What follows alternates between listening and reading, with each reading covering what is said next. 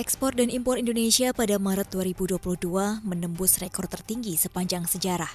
Ekspor Indonesia pada Maret 2022 mencapai 26,5 miliar dolar Amerika. Capaian ini tumbuh 44,36% secara tahunan. Kenaikan ekspor ini disebabkan Indonesia mendapat berkah dari rally harga sejumlah komoditas. Sektor pertambangan menyumbang 5,4 miliar dolar Amerika atau tumbuh 143,91% secara tahunan. Barang dengan ekspor tertinggi secara bulanan adalah biji besi dan lignit, dan secara tahunan adalah lignit dan biji logam. Sementara itu, nilai impor Indonesia pada Maret 2022 mencapai 21,97 miliar dolar Amerika. Capaian itu tumbuh 30,85% secara tahunan. Dengan demikian, negara perdagangan Indonesia membukukan surplus 4,53 miliar dolar Amerika. Catatan ini juga menjadi rekor surplus selama 23 bulan beruntun atau sejak April 2020.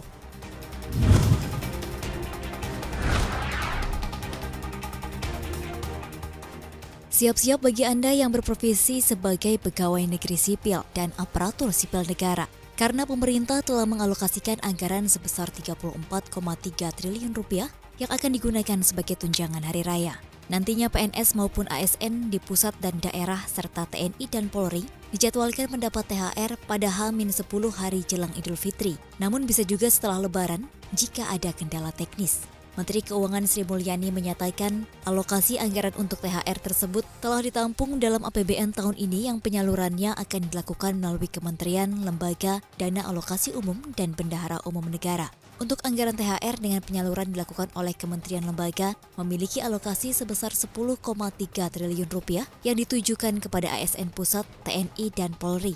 Untuk THR melalui dana alokasi umum sebesar 15 triliun rupiah, yakni bagi ASN daerah seperti PNSD dan PPPK yang dapat ditambahkan dari APBD 2022 sesuai kemampuan fiskal masing-masing daerah. Sementara THR bagi pensiunan dilakukan melalui anggaran yang telah dialokasikan pada bendahara umum negara dengan total 9 triliun rupiah. Secara rinci, penerima THR tahun ini meliputi sebanyak 1,8 juta pegawai aparatur negara pusat, 3,7 juta pegawai aparatur negara daerah, dan 3,3 juta orang pensiunan.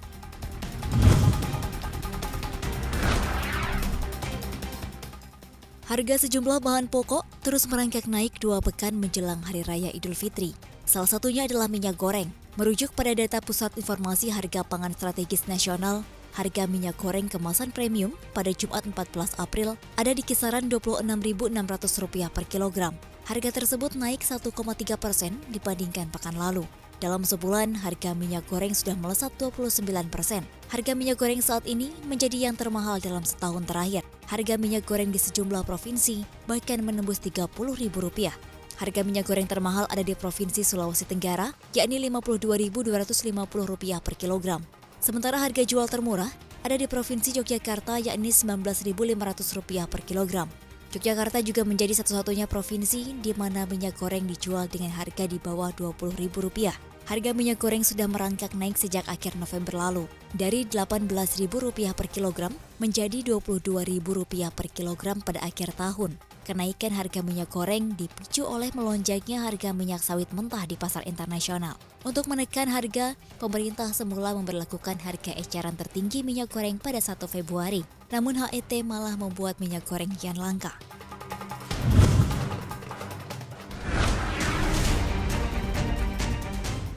Siap-siap ya, pemerintah akan mencairkan 2 bantuan sosial sekaligus jelang Hari Raya Idul Fitri. Nantinya penerima akan mengantongi bantuan sosial sebesar Rp900.000.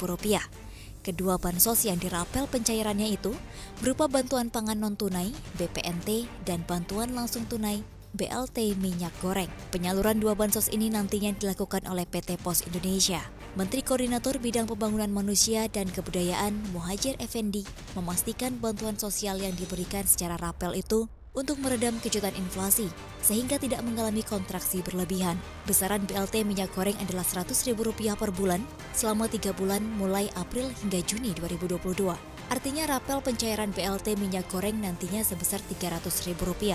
Sementara itu, besaran bansos BPNT sebesar Rp200.000 per bulan, sehingga pencairan total Rp600.000.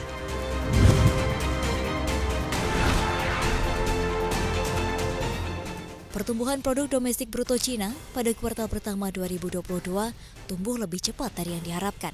Meskipun pandemi COVID-19 membuat sebagian negeri dikunci dengan aturan ketat.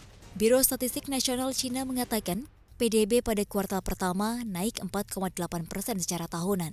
Catatan ini melampaui konsensus 4,4% dan 4% kenaikan pada kuartal keempat tahun lalu. Walau begitu, penjualan retail pada Maret turun 3,5%. Sebelumnya dalam polling, analis Reuters memang mengantisipasi penurunan hingga 1,6%. Investasi aset tetap di kuartal ini juga naik 9,3% dibanding tahun lalu. Hal ini melampaui ekspektasi 8,5%. Produksi industri pada Maret naik 5%, mengalahkan perkiraan 4,5%. Cina kini masih terus bergelut dengan kenaikan kasus COVID-19. Kasus terbanyak berada di Shanghai, lalu disusul Provinsi Jilin dan Guangdong. Tindakan pengetatan akibat pandemi diprediksi bisa menekan ekonomi Cina.